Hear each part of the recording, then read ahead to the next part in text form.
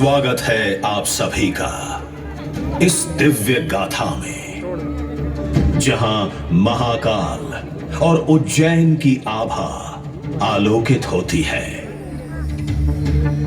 आपसे विनम्र अनुरोध है कि कृपया अपने मोबाइल फोन्स को साइलेंट मोड में डालें या स्विच ऑफ कर दें, ताकि आप इस प्रस्तुति का संपूर्ण आनंद बिना किसी व्यवधान के उठा सकें। इस शो के प्रस्तुतकर्ता हैं उज्जैन स्मार्ट सिटी लिमिटेड। निष्पादक हैं मध्य प्रदेश पर्यटन। तो प्रस्तुत है महाकाल की शक्ति, उज्जैन की भक्ति।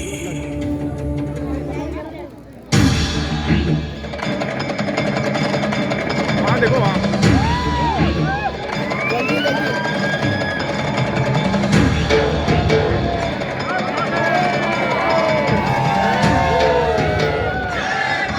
अरे भाई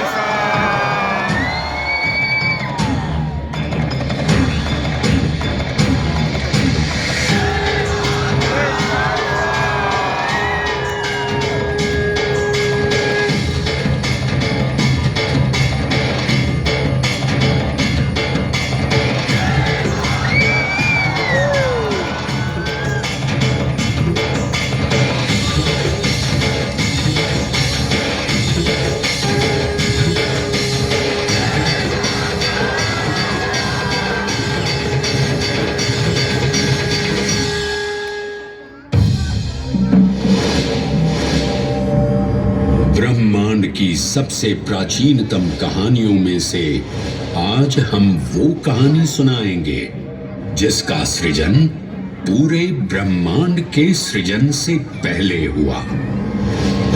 तब न देव थे, न असुर, न जीव था, न जंतु, न जल था, न अग्नि, न वायु, न भूमि। समष्टि के शून्य में विराजती एक शक्ति, कालातीत और कालों के नियंता।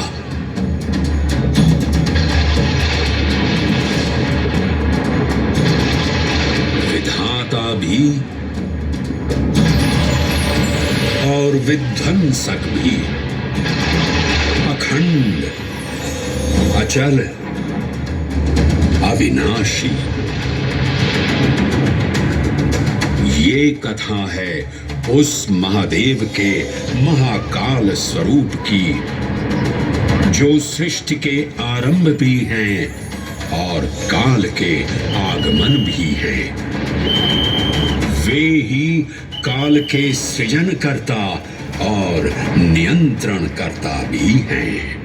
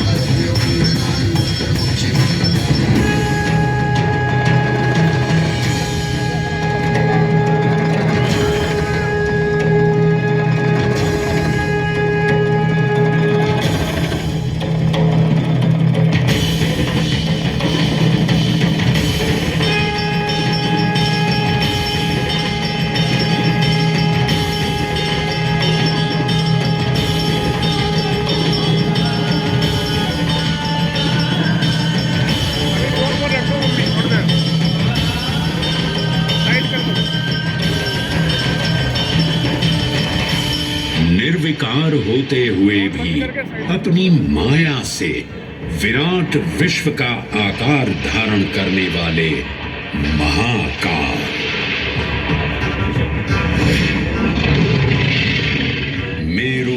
को धनुष और भगवान विष्णु को बाण बना दैत्यों के 3 पुरों का नाश करने वाले महाकाल, वो महाकाल जो तीनों लोकों में विद्यमान सभी शिवलिंगों में प्रधान है।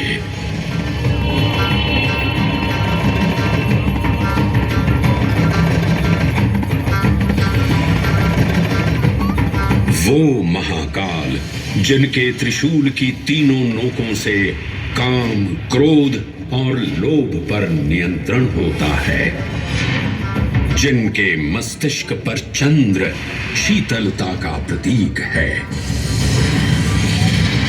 और जिनकी सवारी नंदी के 4 चरण सत्य, दया, दान और तप का चिन्ह है।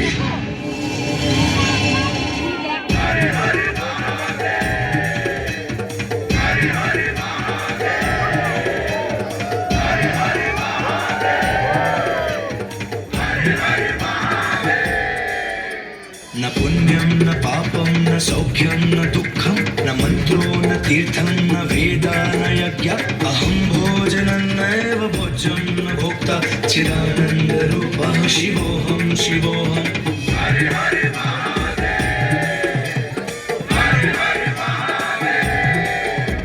अहं निर्विकल्पो निराकाररूपो विभुत्वां च सर्वत्र सर्वेन्द्रियाणां न चासङ्गतं नैव मुक्तेन मे चिदानन्दरूपः शिवोऽहं शिवोऽहं चिदानन्दरूपः शिवोऽहं शिवोऽहं चिदानन्दरूपः शिवोऽहं शिवोऽहं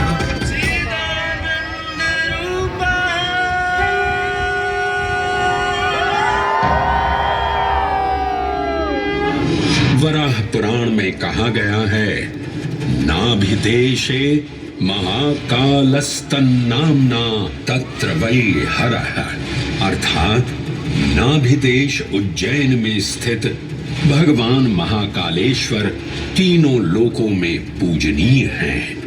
आकाशे तारकामलिंगम पाताले हाटकेश्वरम मृत्युलोके महाकालम सर्वलिंगम नमोस्तुते।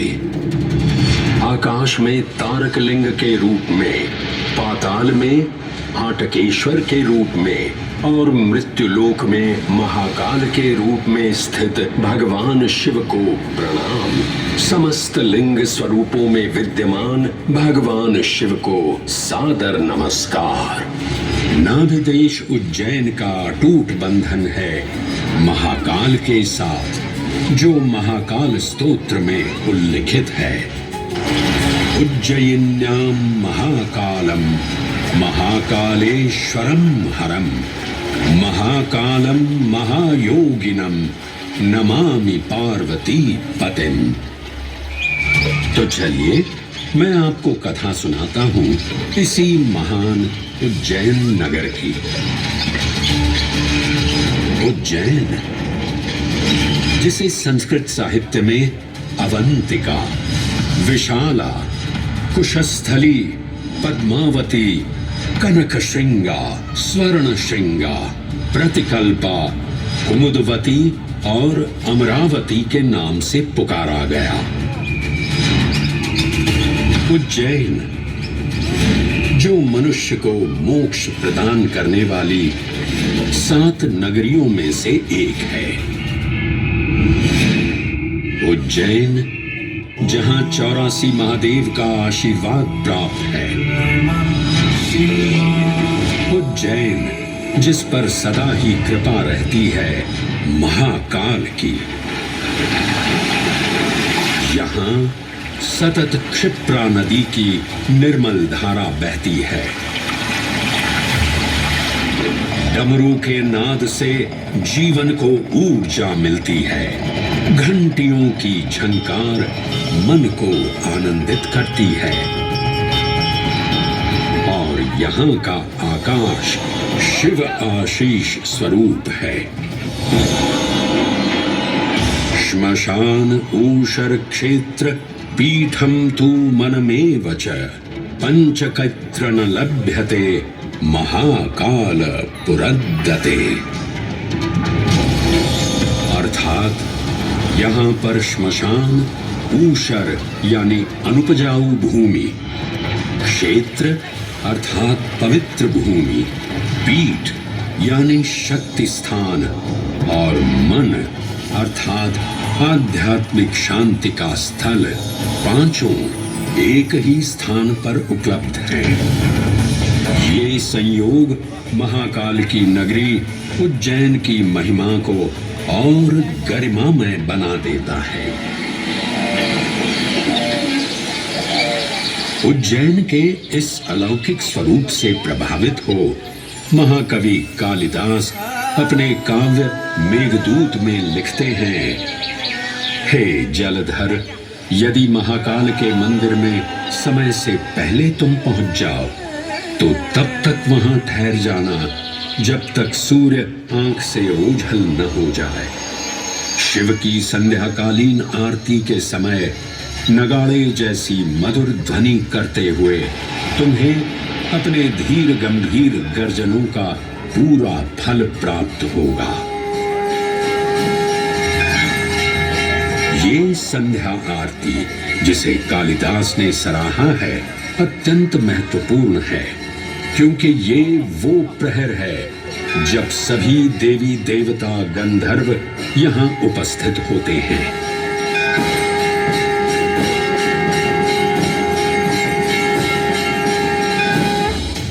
उज्जैन की महिमा अद्वितीय है।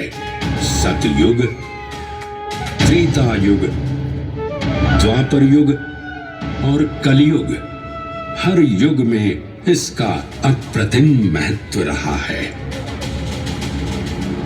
इस काल यात्रा में सबसे पहले आपको सतयुग के उस कालखंड में ले चलता हूं जहां देव और दानव एकत्रित हैं समुद्र मंथन करने के लिए। मन की आंखों से कल्पना कीजिए, भगवान विष्णु ने कुर्म का रूप ले मंदरांचल पर्वत को अपनी पीठ पर उठा रखा है। सागर से विकराल लहरें उठ रही हैं, मेघ भयानक गर्जना कर रहे हैं। देव और दानव वासुकी सर्प को नेति बना और मंदार पर्वत को मथनी बना सागर को मथ रहे हैं कि तभी जल का पाप कालकूट विष निकलता है और पूरी सृष्टि को अपने ताप से झुलसाने लगता है। इस भयावह स्थिति ने देवताओं और असुरों के बीच हाहाकार मचा दिया। ये कैसा अनर्थ है? लक्ष्य था अमृतत्व का, पर अब मृत्यु की विकराल छवि हमारी आंखों के समक्ष मंडरा रही है। इस भयंकर संकट से केवल वही उद्धारकर्ता मुक्ति दिला सकते हैं जो समस्त विश्व के परम संरक्षक हैं। तभी सब महादेव की शरण में जाते हैं और पुकार लगाते हैं, ओम नमो भगवते रुद्राय। और फिर तुष्टा महादेव भक्तों की गुहार सुनते हैं, कैलाश से उतरते हैं, विष को अपनी अंजुलि में भर अपने कंठ में धारण करते हैं।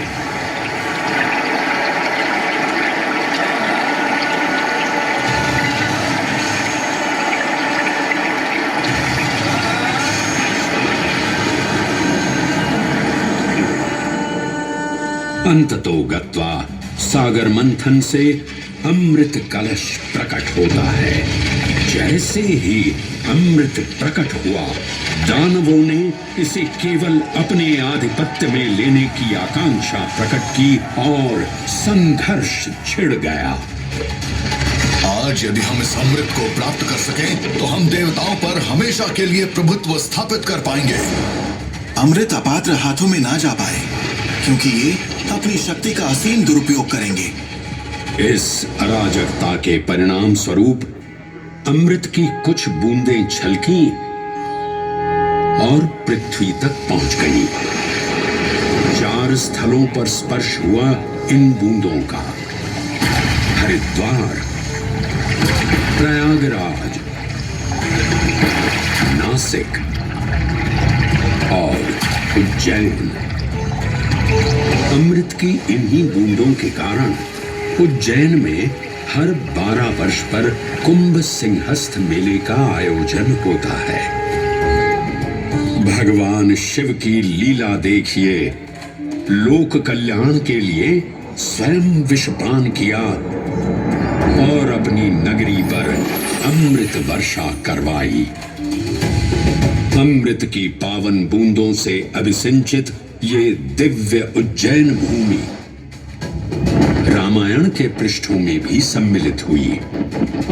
सतयुग के बाद त्रेता युग में माता सीता की खोज में वानर सेना का यहाँ आगमन हुआ।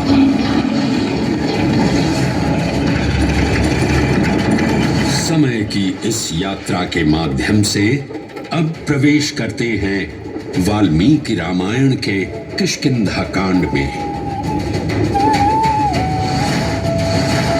जब वानर राजा सुग्रीव अपने यूथपतियों से सभी प्रमुख स्थानों पर जाने के लिए कहते हैं और उन्हें अवंती नगर यानी उज्जैन जाने का आदेश भी देते हैं। मेखला, उत्कल के क्षेत्र, दशर्न के नगर, आब्रवंती, अवंती और विदर्भ के राज्य, साथ ही माहिष्का के आकर्षक राज्य में भी पूरी तरह से खोजना होगा। एक युग भगवान विष्णु के राम अवतार से संपृक्त और अगला युग उन्हीं के एक और दिव्य अवतार से समरस होना, ये अद्वितीय संगम केवल उज्जैन में ही संभव था। परंतु एक क्षण ठहरिए और ध्यान से सुनिए। ये हैं महाकाल के 1008 दिव्य नाम। हाँ, मैंने काल चक्र को परिवर्तित कर दिया है और अब द्वापर युग का शुभारंभ हो चुका है। विस्मय पूर्ण हो जाएंगे ये जानकर कि महाकाल के इन नामों को स्वयं भगवान श्री कृष्ण ने रचकर पिरोया था। महाकाल सहस्र नामावली की ये अद्भुत रचना उस समय की है जब योगेश्वर कृष्ण, उनके मित्र सुदामा और शेषावतार बलराम ने अवंती नगरी में स्थित सांदीपनी ऋषि के आश्रम में वेद, वेदांत दर्शन और शस्त्र विद्या की शिक्षा ग्रहण की थी। कहते हैं कि भगवान श्री कृष्ण को अवंती ने ऐसा मंत्र मुग्ध कर दिया कि यहाँ 64 दिनों तक रुककर उन्होंने 64 विद्याएं और 14 कलाओं का ज्ञान लिया। उज्जैन का संबंध महाभारत से भी जुड़ा हुआ है। इस महान महाकाव्य के वन पर्व में उल्लेख किया गया है कि महाकालेश्वर मंदिर में स्थित कोटि तीर्थ जल का स्पर्श मात्र करने से अश्वमेध यज्ञ के समान फल प्राप्त होता था।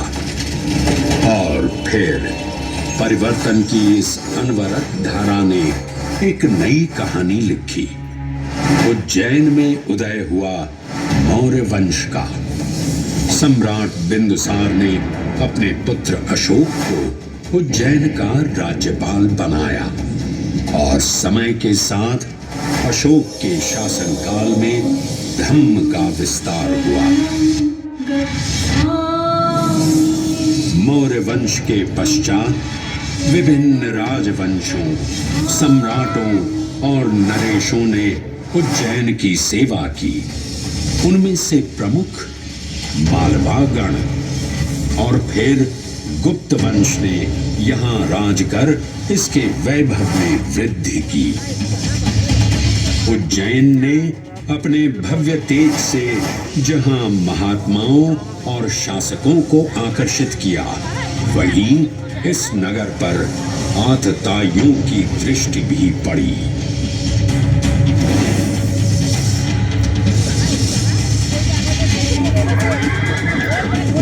शक मध्य एशिया की खानाबदोश जनजाति थी, जिन्होंने उत्तर पश्चिमी और मध्य भारत के कुछ हिस्सों पर आक्रमण कर अपना शासन स्थापित किया।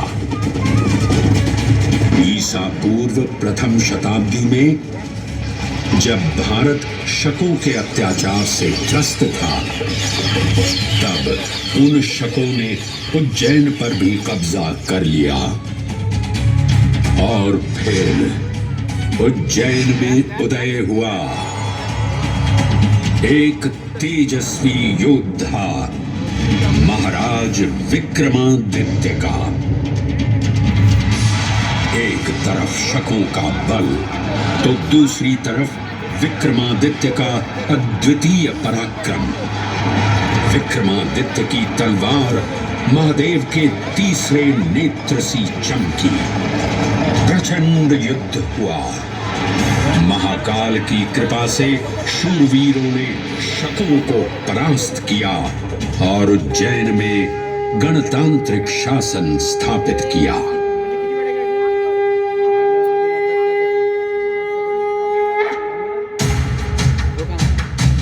इन्हीं महाबली विक्रमादित्य की राज्यसभा महाकाल मंदिर में ही प्रतिष्ठापित थी।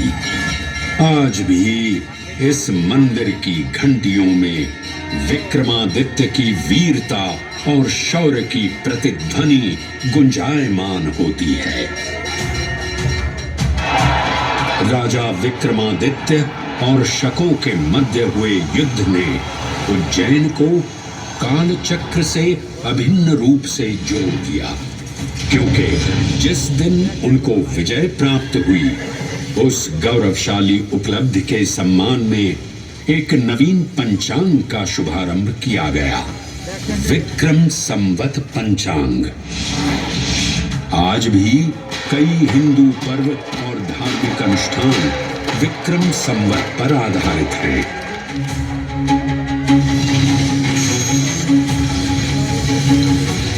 पृथ्वी की भौगोलिक कर्क रेखा